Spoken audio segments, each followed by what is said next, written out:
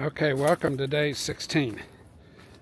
Today's goal is about 11-mile hike to just past a shelter to a parking area where Mrs. Grayson is going to pick me up, and I'm going to head off trail for a day for 0, and then might do some slack packing closer to home.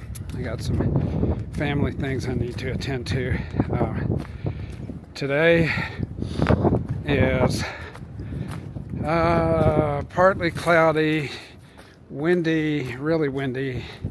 Right now the temperature is 41. I checked my thermometer last night. The low was 25.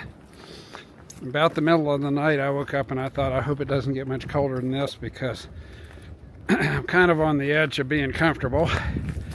And then it warmed up in the night, so probably about 12:30 last night or 2 o'clock it was 25 degrees. This morning when I woke up it was 35, and that 10 degrees made a lot of difference.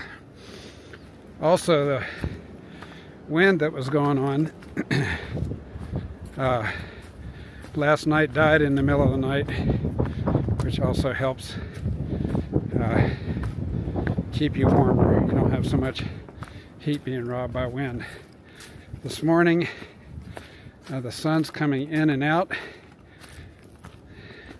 It's been mostly in. I'm right on the edge of needing to put on a rain jacket, but I'm also sweating, so it's just weird. Trying to get regulated, but welcome to day 16. There, we got some sun. When the sun comes out, it feels lovely. High is supposed to be in the low 50s today, so my trail is going to look kind of like this, just kind of up and down over the ridges today.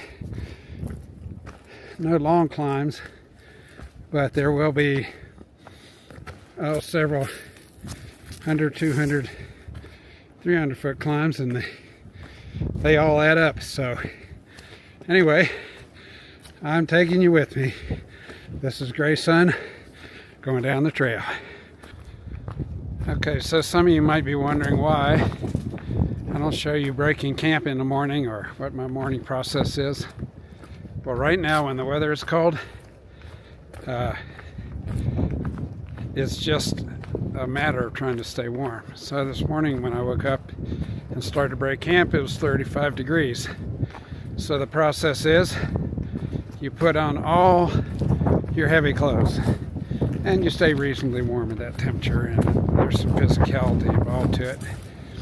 And then you need to make breakfast, eat your breakfast. You need to pack up all your stuff in your pack. I need to take down my tarp. Last thing I take down is my hammock, because I like to sit in my hammock to stuff everything in my pack, because there aren't very many chairs out here in the woods. So you know, you need to filter water in the morning, get your water bottles ready. It's just a lot of stuff. So it takes me, on a nice day, it might take me an hour and 45 minutes. On a cold day, sometimes it's easy to duck back under that warm down quilt and get warm again. But maybe sometime along the way, as it gets warmer, I'll show you my breakdown routine. You know, setup and breakdown, reality of every day, unless you're at a hostel. So when you're doing it in the cold, you're doing it as quickly as possible. And then once you've torn down and get ready to hit the trail, you strip off most of your warm layers, because you generate a lot of heat hiking. And so you stuff them in your pack, quickly throw your pack on your back, and get moving. Get moving makes you warm. So that's kind of a little bit of what the morning process is. Oh yeah, and don't forget to brush your teeth before you leave camp, because you're eating a bunch of sugary goo to get calories. So it's important to brush morning and evening. So, but it all takes water that you have to filter, and it all takes a process. So it's a lot of little details that you have to keep in mind as you break camp. I have a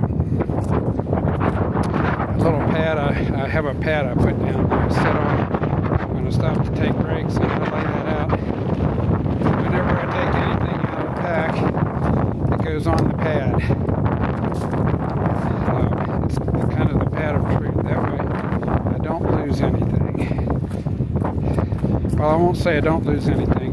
I left a water bottle at the hostel yesterday. It's not a biggie. I can replace it. But anytime you're rushed to leave camp, you're in danger of forgetting something, because when you're in a hurry, it's easy to forget. Fortunately, what I forgot wasn't important. If I would forget, cell phone or some of my other stuff, or even some of my cooking equipment, it would be kind of a pain. They're a little hard to lose because they're big enough, but you just don't want to do that. Some pieces of clothing are important. You see me wearing this hat here, this beanie. I call this my sleeping hat. This is one of my essential pieces of gear. I put it on every night, and it's long enough that I can pull it down over my eyes to block out any light. It's surprising how light it is in the wood, especially the last couple of weeks. There's been a moon out, and honestly, if you get up in the night to do something, you don't need a flashlight. The moon's there shining on it. So this hat, I just pull it down over my eyes. If it's really, really cold, I go ahead and pull it all the way down over my nose and mouth to kind of keep some preheated air going into my lungs. And I did that in the middle of the night last night when it dropped to 25. And just that little thing really helps keep you warm. So anyway, great trail this morning. Just cruising along. Glad to have you with me. Okay, so this is a day 16 wrap-up.